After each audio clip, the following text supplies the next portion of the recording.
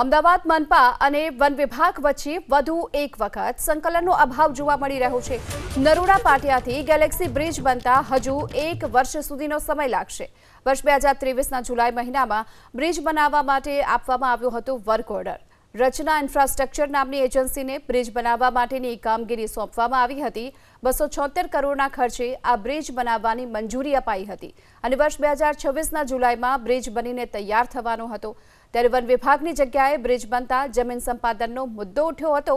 ફરીવાર જમીન સંપાદનની કામગીરી શરૂ કરાતા બ્રિજની કામગીરી ખોરંભે ચડી છે। જુલાઈ 2027માં હવે બ્રિજની કામગીરી પૂરી થશે અને આ બ્રિજની કામગીરીમાં વિલંબના મુદ્દે એજન્સીને 50 લાખનો દંડ પણ ફટકારાયો।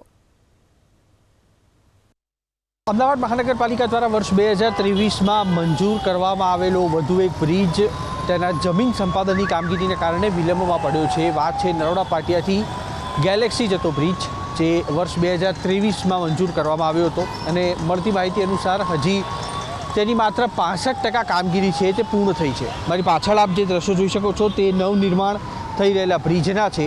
હકીકતે પરિસ્થિતિ એ પ્રકારની છે કે ફોરેસ્ટ વિભાગની જમીન ઉપર બની રહેલા આ બ્રિજમાં અનેક વૃક્ષો કપાતમાં આવતા હતા અને તેના કારણે અમદાવાદ મહાનગરપાલિકાએ ફોરેસ્ટ વિભાગને તેના બદલામાં જમીન આપવા માટે નિર્ણય કર્યો હતો।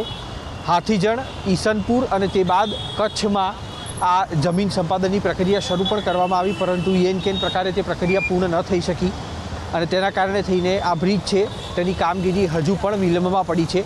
રચના કન્સ્ટ્રક્શન નામની એજન્સીને અમદાવાદ મહાનગરપાલિકા તરફથી કામગીરી સોંપવામાં આવી હતી અને 16 જુલાઈ 2023 આ કામ શરૂ કરવામાં આવ્યું હતું, પરંતુ હજી સુધી પણ આ બ્રિજ છે તે પૂર્ણ થઈ શક્યો નથી। જમીન સંપાદનની પ્રક્રિયા ફરી એક વખત શરૂ કરવામાં આવી છે અને અમદાવાદ મહાનગરપાલિકાને વિશ્વાસ છે કે આ વખતે જમીન સંપાદનની પ્રક્રિયા છે તે સફળ રહેશે, જેના કારણે આ બ્રિજની મુદતમાં વધુ 1 વર્ષનો વધારો કરી અને જે બ્રિજ જુલાઈ 2026માં પૂર્ણ થવાનો હતો તે હવે જુલાઈ 2027માં પૂર્ણ થશે તે પ્રકારનો દાવો કરવામાં આવ્યો છે।